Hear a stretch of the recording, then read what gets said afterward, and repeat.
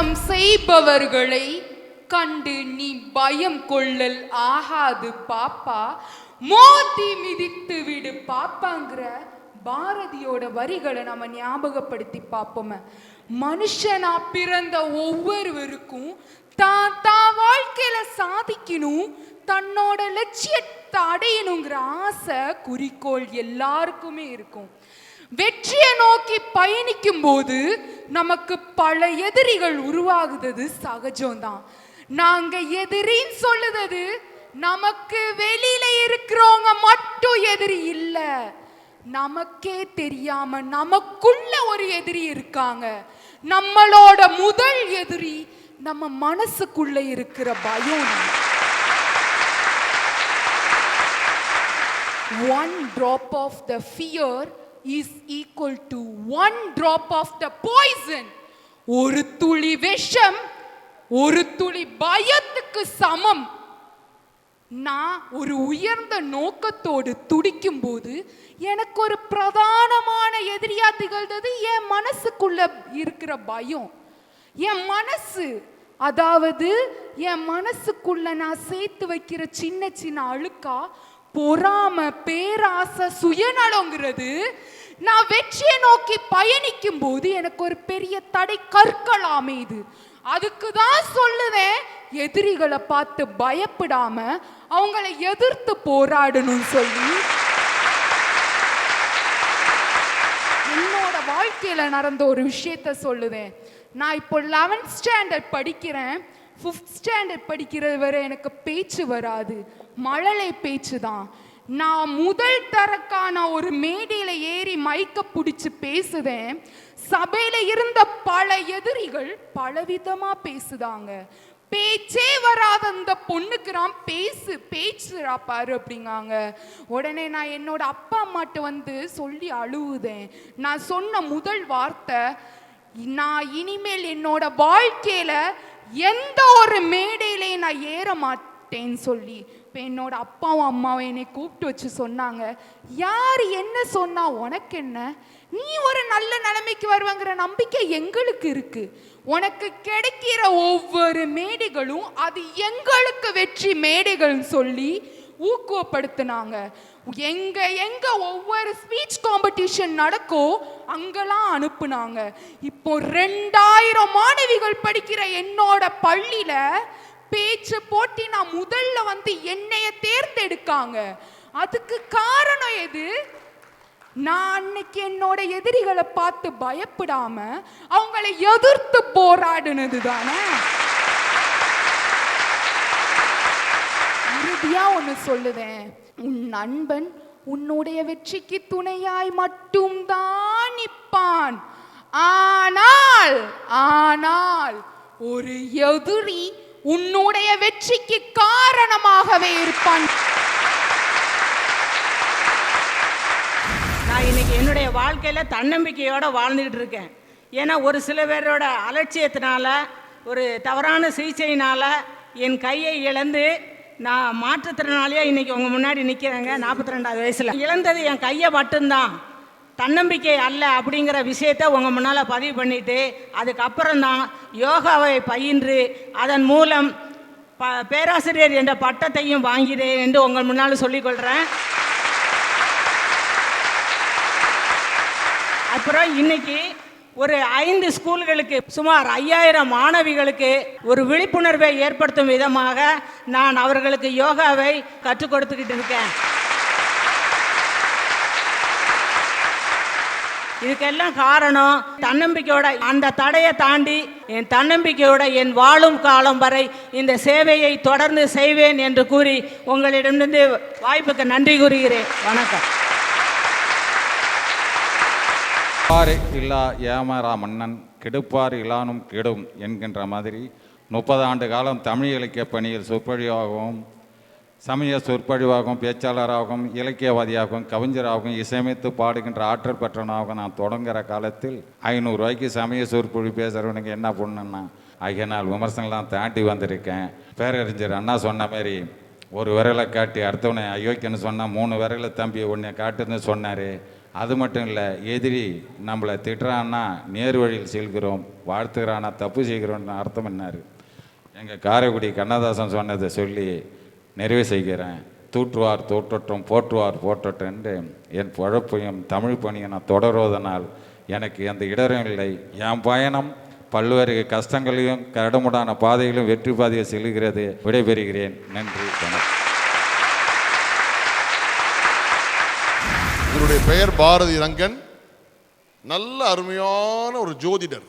உங்களுடைய ஜாதகம் தெளிவாக இருந்தால் அழகாக சாதகத்தையும் பாதகத்தையும் தெளிவாக சொல்லக்கூடிய ஆற்றல் படைத்த நல்ல ஒரு ஆளாக மாறி இருக்கிறார்.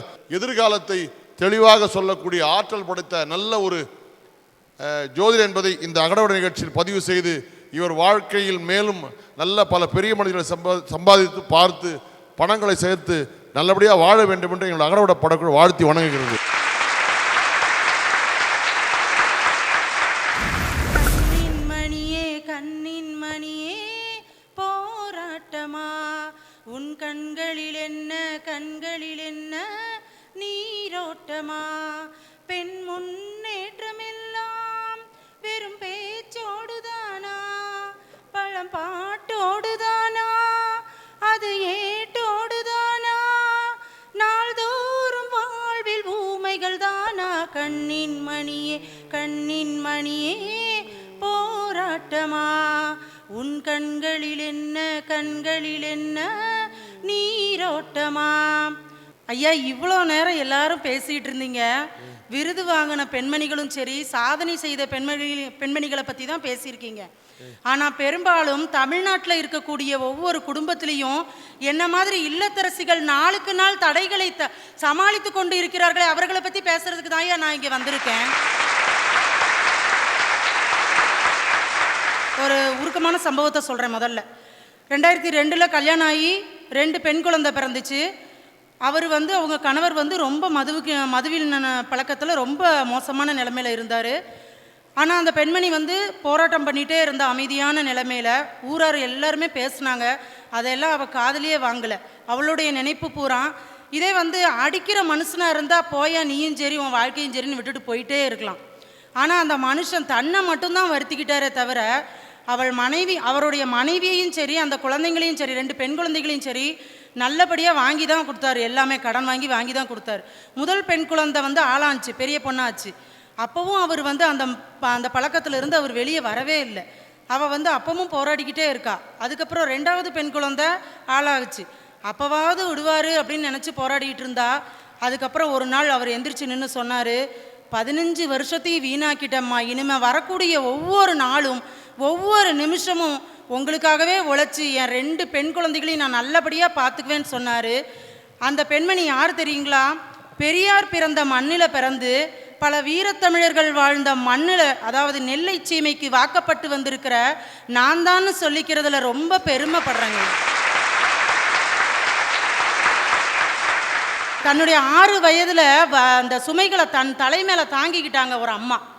அவங்க அந்த அம்மா என்ன பண்ணியிருக்காங்க, திருமணமாகி என்ன பண்ணாங்க, ஒரு கணவர் ஒரு தையல் தொழிலாளி, 2 பெண் குழந்தைங்க, ஒரு பையன். எல்லாருக்கும் சடங்குகளெல்லாம் செஞ்சு முடிச்ச அந்த அம்மா 20 வருஷமாக என்ன பண்ணாங்கன்னா துணிக்கடை வியாபாரம், பழைய துணிக்கடை வியாபாரம் பண்ணிட்டு இருந்தாங்க ஒரு ஏரியாவில். அந்த ஏரியாவில் 16 கடைகள் இருந்துச்சு. அந்த 16 கடையில் 13 கடைக்காரங்க என்ன பண்ணியிருக்காங்கன்னா லட்சமாக சம்பாதிச்சு தன்னை ஒரு செட்டில்மெண்ட் ஆகி உட்காந்துட்டாங்க.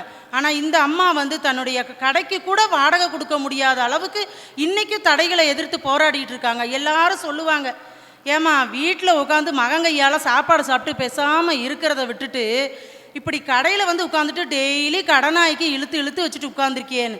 ஆனால் அந்த அம்மா சொன்னாங்க, இன்றைக்கி எனக்கு 56 வயசு ஆகுது, இன்னும் 10 வருஷம் உயிரோடு இருப்பேன், எனக்கு நம்பிக்கை இருக்குது. இந்த 10 வருஷத்தில் நான் இழந்த மொத்த சொத்தையும் என் பிள்ளைகளுக்கு சேர்த்து வச்சுட்டு சுற்றி இருக்கிற அத்தனை பேர் வாயும் மூடுவேன்னு சொல்லி இன்றைக்கும் அந்த தடைகளை எரிஞ்சிட்டு தான் இருக்காங்க. அவங்க வேற யாரும் இல்லை, என்னை பெற்றெடுத்த தாயார் தான் சொல்லிட்டு எனக்கு வாய்ப்பளித்த அத்தனை பேருக்கும் நன்றி கூறி விடைபெறுகிறேன். நன்றி. Very good.